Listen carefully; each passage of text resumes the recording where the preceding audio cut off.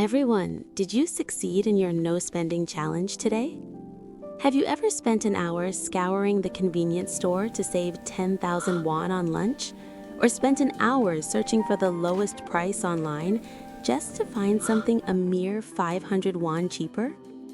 Looking at the 0 won number in your household account book, you may have felt a brief sense of satisfaction. But let's begin a sober psychological analysis. At that moment, when you're desperately trying to save money, your brain is getting poorer in real time. It's not just a matter of feeling. If you don't watch this video until the end, you may end up living a life of slavery to money. Why? Because the rich never fill their bank accounts first. The truth about this place they risk their lives to fill, I'm going to completely overturn your subconscious. Professor Senhil Mullinasan of Harvard University discovered a shocking fact while studying the human brain. He defined this as the psychology of scarcity. The human brain possesses something called cognitive bandwidth. Simply put, this means that there's a limit to the amount of memory we can use at one time. However, when we experience a state of intense deprivation, such as lack of money, our frontal lobe begins to devote all its energy to the single thought of, how can I save? Do you know the level of cognitive decline that occurs in this situation? It's a staggering 13 IQ points. This is the equivalent of a full night's sleep or alcohol intoxication. This means that during that hour spent searching for the lowest price, you're actually depleting the brain power to generate creative ideas or make important decisions that could change your life. I can't save money because I lack the willpower. You're trapped in a tunnel of deprivation with a diminished intelligence. Self-esteem is like the water level in a dam. When the water level drops to the floor due to lack of rain, the normally invisible dirt and mud beneath the surface are revealed. When you severely restrict your spending and abuse yourself, your psychological state reaches its worst. From then on, you no longer see value, but rather become a survival machine, fearful of price. But there's something else that's truly dangerous here. This is called tunnel vision.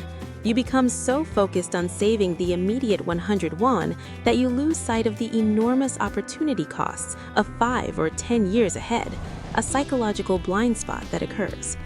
The poor empty their brains to fill their bank accounts, while the rich use their bank accounts to fill their brains. This is the paradox of no spending. It's time to completely change your perspective. I'll prescribe 3 powerful psychological techniques that will free you from the cycle of poverty. First, build decision-making automation. The act of worrying every morning about what to eat, what clothes to wear, and even where to buy daily necessities is a silverfish that eats away at your precious cognitive bandwidth. The wealthy don't waste energy on trivial choices. They establish a favorite store, utilize subscriptions, and free up brain capacity for important thoughts. Second, boldly invest in time pensions.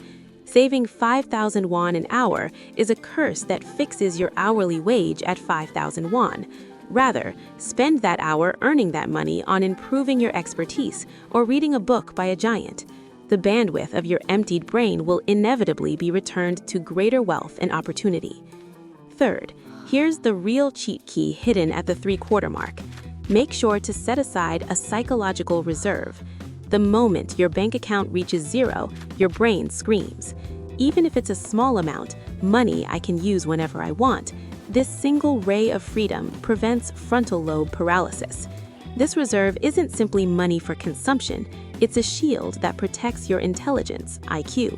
You are no longer a slave of scarcity, trembling over small amounts of money.